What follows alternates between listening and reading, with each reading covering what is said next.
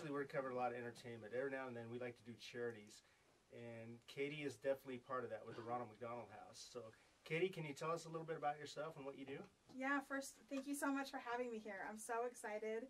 Any opportunity I have to talk about the work that we do at the Ronald McDonald House, the impact that we have in the community, and trying to get people involved is a great day for me. So, first of all, thank you very much. Oh, you're welcome. Thank you for coming. Yeah, it's going to be an awesome conversation, I think. So my role at the Ronald McDonald House, I'm the Chief Development and Marketing Officer. So what that means is I have a team of people that we work to really engage the community in the mission of the Ronald McDonald House. And that can look like getting volunteers involved in the work that we do at our flagship location at the house or up in the family rooms at the hospital, Primary Children's Hospital right now. We have hospitality carts that serve Ogden Regional Medical Center and Shriners Hospital. We have opportunities where people can come and adopt a meal, is what the program is called. We have different outreach programs within the community, different service projects. There's really so much opportunity. So we're kind of overseeing the communications involved with that, the opportunities, organizing that, as well as all the events that we do. So it's an interesting year for that. I'm sure we'll talk about that a little bit later, but our team also does our fundraising events. So we have a really big gala that we do in the spring. We have a golf tournament in the summer. Wow. And then we have a really fun kind of peer-to-peer fundraiser is what it's called. We can talk more about that later maybe, that we're doing in the fall. So, and then we talk about it on our social media channels and podcasts like this kind of opportunity and different media outlets. So that's an overview of what we do. Amazing. That's awesome. And yeah. What's some of the things that's inspired you about your certain location and some of the people that you work with? Well, I have to say, we really have a dream team. And I don't know what it is about the mission of this organization that just seems to attract the people who love the work that we do. But I'm going to start at the top. And our CEO, Carrie Romano, she has been our CEO for 10 years. She came from the YWCA before then, so her heart's always been in service and community impact and in supporting people when they need it the most. And what I love so much about her and her leadership is she is a dreamer. She's a visionary. She wants, oftentimes we have a mantra that says if we can raise more money, more resources, we can do more mission. And for us, more mission is more families, more ways to support families of sick children. When they're going through maybe what might be one of the hardest challenges of their lives. So she comes to work, she's enthusiastic, she inspires us with her vision, and she walks the walk. You know, she's actually in there in the house, you know, straightening pictures, disinfecting surfaces, meeting and engaging with the families and the kids. And so we really couldn't have a better leader than Carrie. So leading by example is what you're saying? Oh my gosh, yes, leading by example, and her mantra is leave it better than you found it, and she does, she walks the walk, so. That's great. So what is the mission of Ronald McDonald House for people that don't know? What is the main thing about it that people may not know? Oh yeah, we provide a place and resources for families of pediatric patients, so kids who are ill or injured and they need a place to stay. And it can look like that in a variety of ways. So we have our house, which serves families in Salt Lake City that live more than 35 miles away. Now that kind of, so for people who know, most people have probably heard of Ronald McDonald House. Right. It's throughout the nation, it's throughout the globe. There's over 300 chapters throughout the world, actually. Wow. And so our, that mission is the same throughout the entire world. And what it looks like depends on the different local entity. We have the ability to govern ourselves with their oversight. And so we really thought 35 miles away from the hospitals was about where it was hard to go back and forth every night. So if you live more than 35 miles from your hospital, you can stay at the Ronald McDonald House for free. There's no nightly charge. We have just expanded. We have 72 rooms at our Ronald McDonald House, and they're beautiful. They can fit up to 5 people, because one thing that we really believe, it's based on research. Each room? Anywhere from 3 to 5. So we go up to 5. That's amazing. Because these children heal better when their families are close. Right. When their siblings are by them, they can go visit them, they can have memories together. It's better. It's called family-centered care, and our whole model is built on that idea. So That's amazing. yeah. So we do that. We also provide meals for the families who are staying at the house through our volunteer program. And so we have groups come in all the time who will do breakfast, lunch, or dinner at the house. And we can talk about the family room a little bit later. And we have free laundry. We have a workout room. We have playroom. We have a theater room. We want to make it and mimic a home away from home as much as possible. And so we do everything that we can to make it loving and warm. And we really focus on community, Right. which has been interesting in this time period. We want families to come and meet each other and support each other through these through the times that they're facing. But it obviously had implications when we were looking at COVID-19.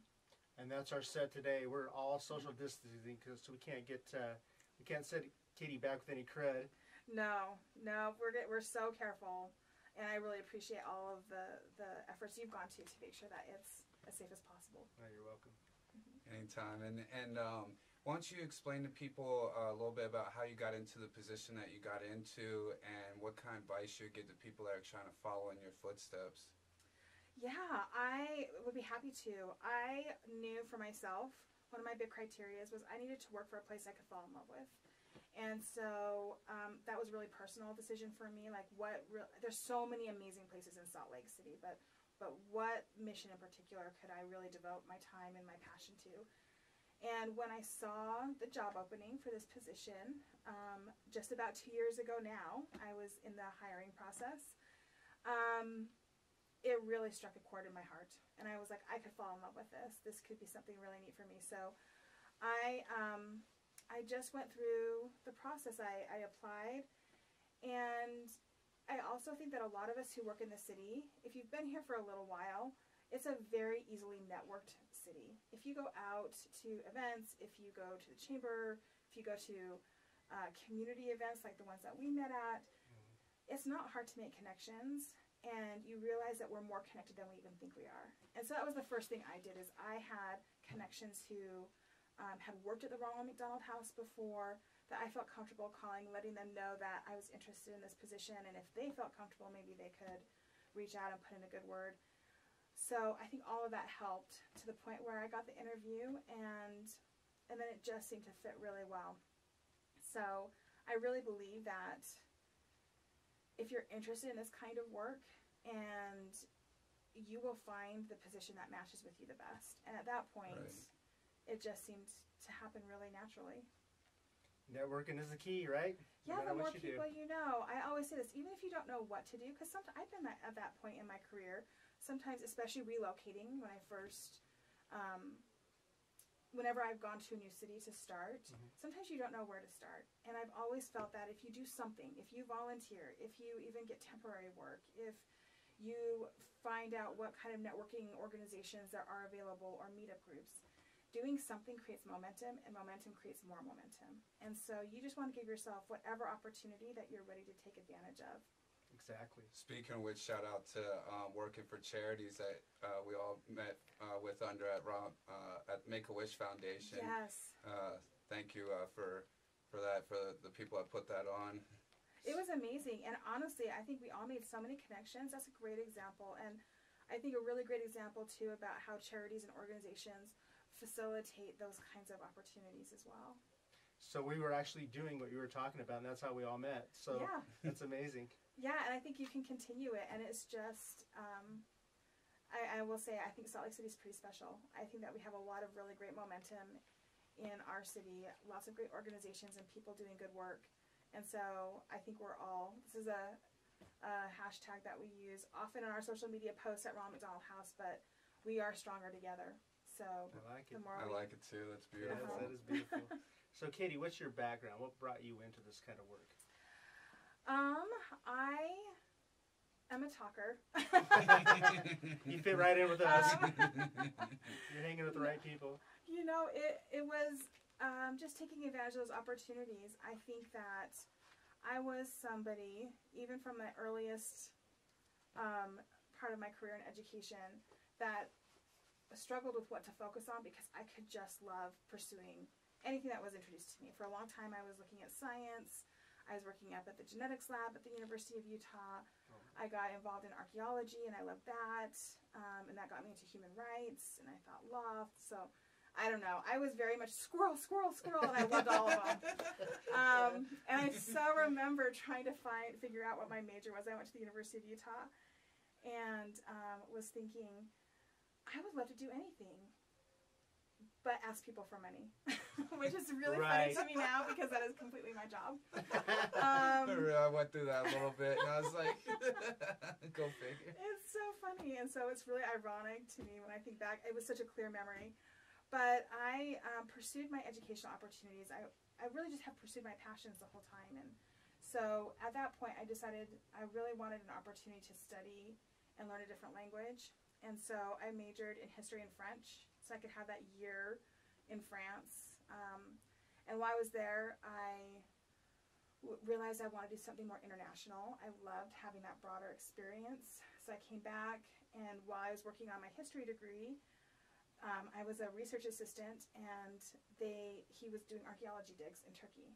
So I did that, and when I was doing that, I realized the human rights issues that were facing Turkey with their Kurdish populations, because we worked with the Kurdish. Our workmen were the Kurds. I was wondering how you go from archaeology to human rights. Yeah, so that was I'm glad you answered that. I was like, what? Thought I would do law, and but in the midst of applying for law school, I got accepted in a master's program in Washington, D.C. For international affairs, and I pursued that. Did that, and then I needed to come home to Salt Lake for some personal reasons. So I just finished my degree, came home, and my experience had been in kind of events and fundraising. And so that got me my opportunities here. I ended up at the Leonardo. And so it really, what is the unifying thing is I really was just open to whatever next opportunity there was, and I kept pursuing it to the point where I felt more passionate about who I was working for and the impact than a specific title, I just know I needed to feel really good about how I spent the majority of my day. And then that's kind of how just the most amazing experience I couldn't even have foreseen. That is pretty That's amazing. what's up. So let me ask you, what haven't you done? Maybe that might be easy to ask. It's, I've never built a house. If you want to know my next real passions that I want to learn, maybe, who knows if it would ever manifest itself in a professional career, but I want to get my hands dirty. I want to learn how to build things and be able to do some more DIY stuff. And so we were just talking earlier before we started about how important it is to learn these skills and have trades and be able to rely on yourself about those things. And I'm super interested in that. So. Well, there's a lot of humanitarian causes where they build houses for the fortunate. I know right where you're going. Yes. Yeah. And I would go do that with you. Okay. We'll talk after. Okay. Yeah. We'll chat about that. But that's amazing. Yeah. What's with event planning and everything? What's one of the funnest events that you put together, and why was it so fun? Yeah, that is a great question. I think that two stand out in my mind. One, just because it was such a huge milestone, which was the opening of the Leonardo. And it had been the culmination of so much work within the community, so much investment, and it was happening during a recession, so there had been a lot of questions if that was even going to happen. So I think that moment where we were unveiling the exhibits for the first time and really just celebrating a decade, really, of work to get that museum open was pretty amazing.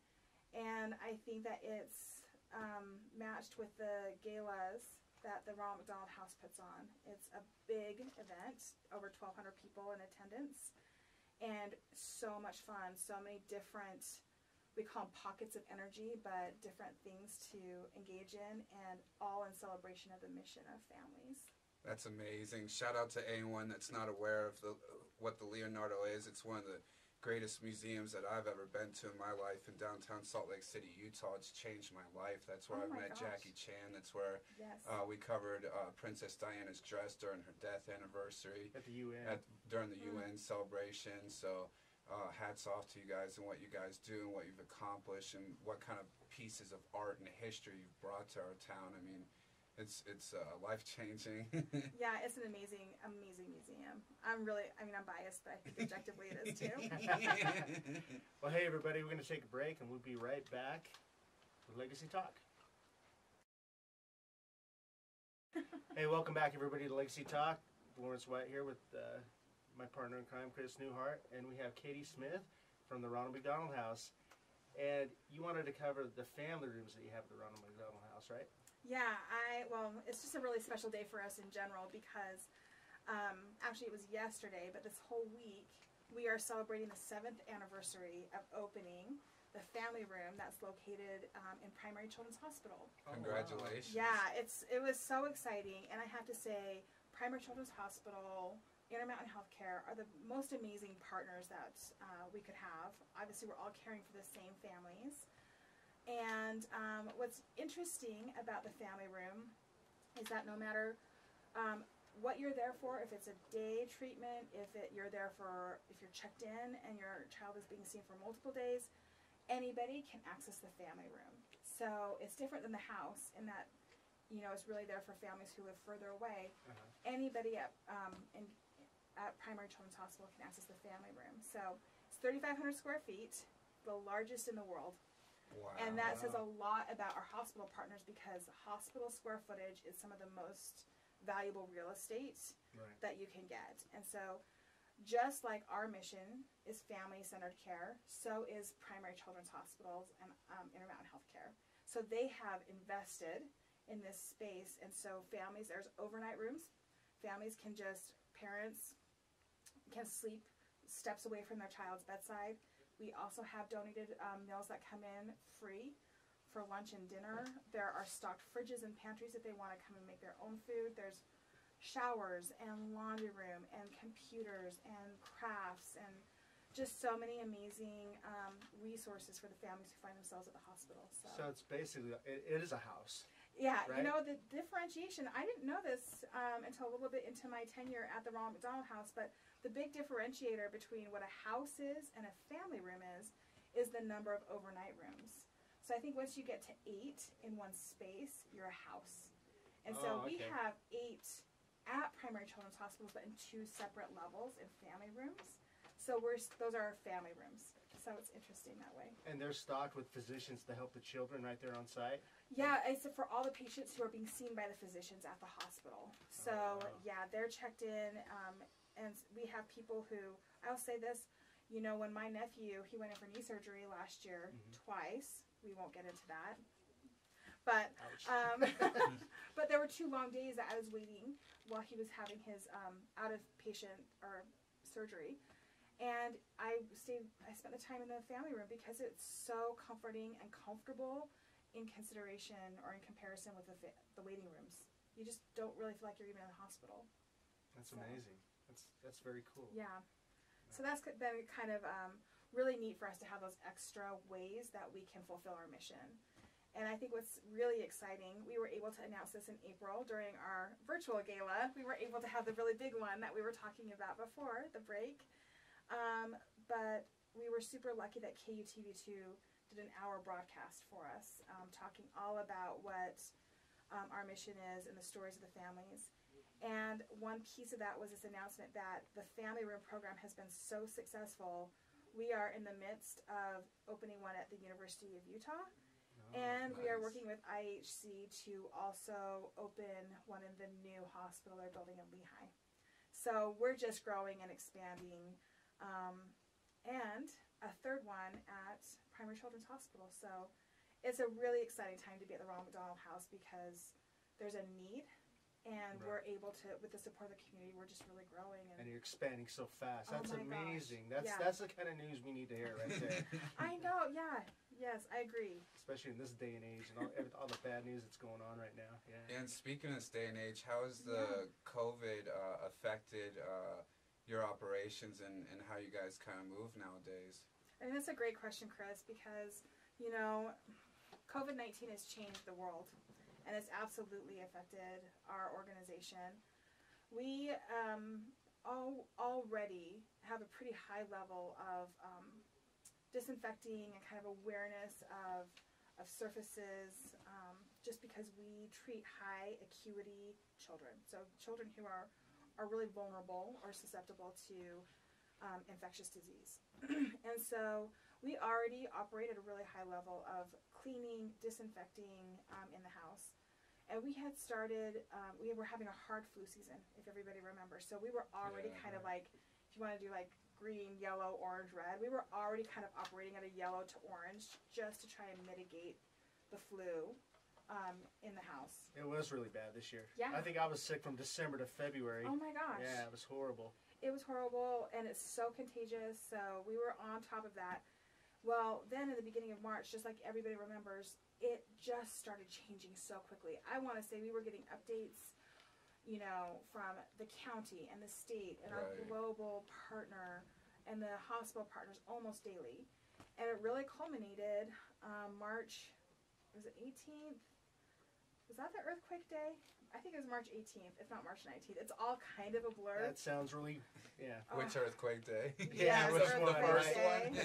So, you know, we're like, we have the pandemic. We all feel this shaking. You're like, are you kidding me? Okay.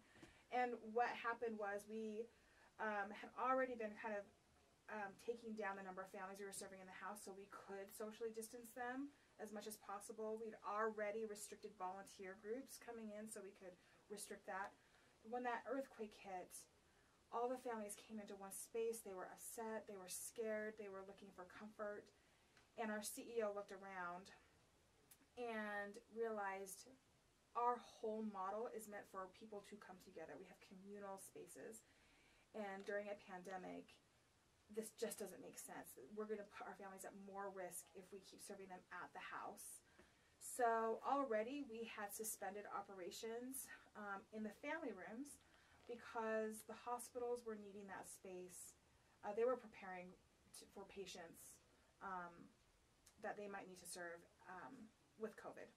So we had actually turned over that space for them to operate, and we weren't there. And so we decided to take this moment, and that's when we were going to move our families that we were serving to off-site temporary shelter. And what that looked like was places like the Residence Inn or Airbnbs that had kitchens. We have one kitchen that served everybody at the house, and we needed them to be able to not interact with other families or other staff or volunteers. Yeah. So, obviously a lot of demand went down as elective surgeries were stopped at the hospitals. But as of the end of May, we've served over 100 families.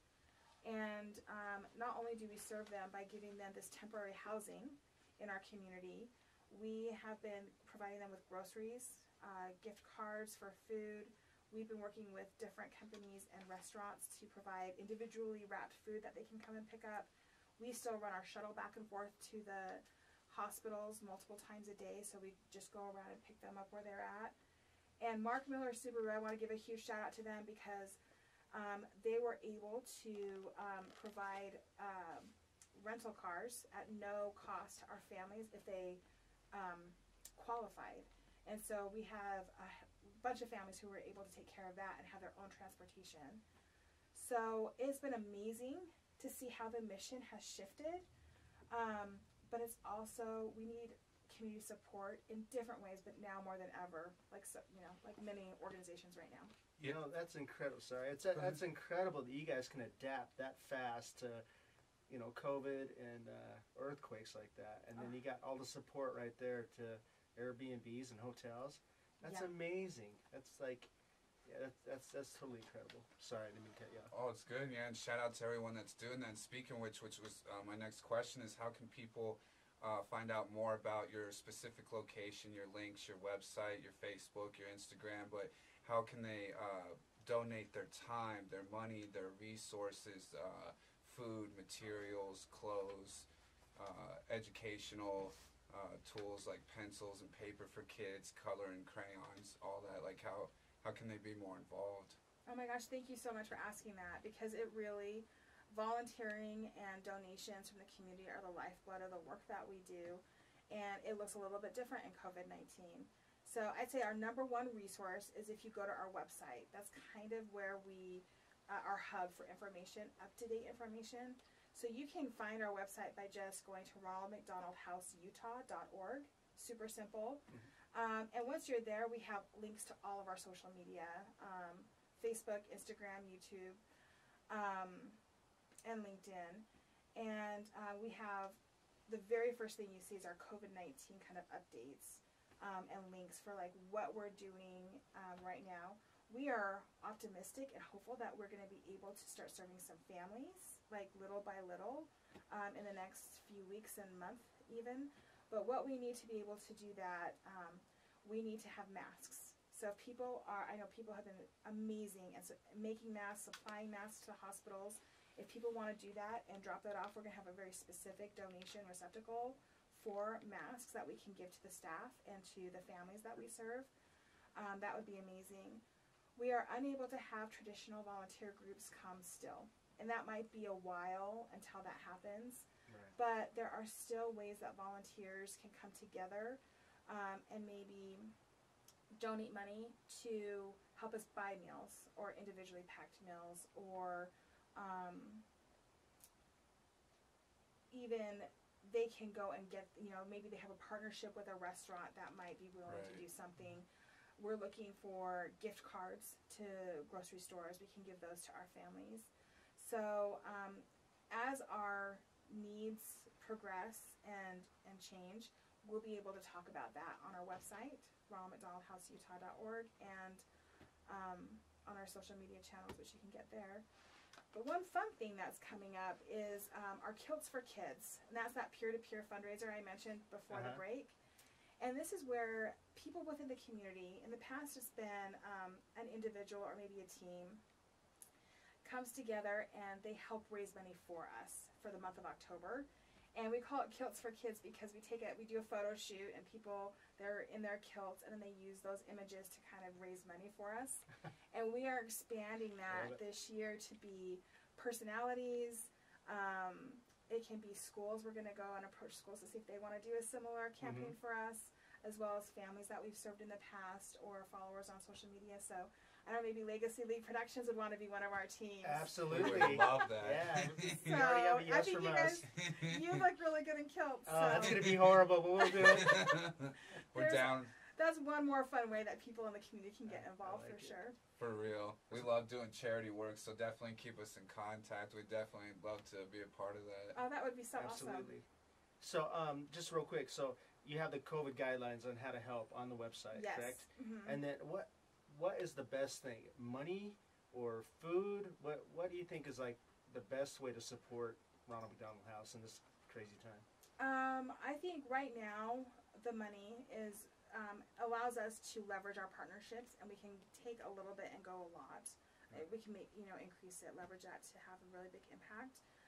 But if people, I know that a lot of people are out of work right now, and maybe money's not the easiest thing to come across. Right. That's where maybe the masks would be really great. Sharing our stuff on social media. I have to say, as the marketing person, and you both will know this, just getting the word out and the awareness out. Like if you can't Absolutely. give, share the word to other people who might be able to. Exactly. And so I really am so appreciative of every effort that has happened, whether it's a $1 donation, masks, gift cards, or just even sharing on social media. It all goes to a great cause. All helps. Well, we can definitely do that for you.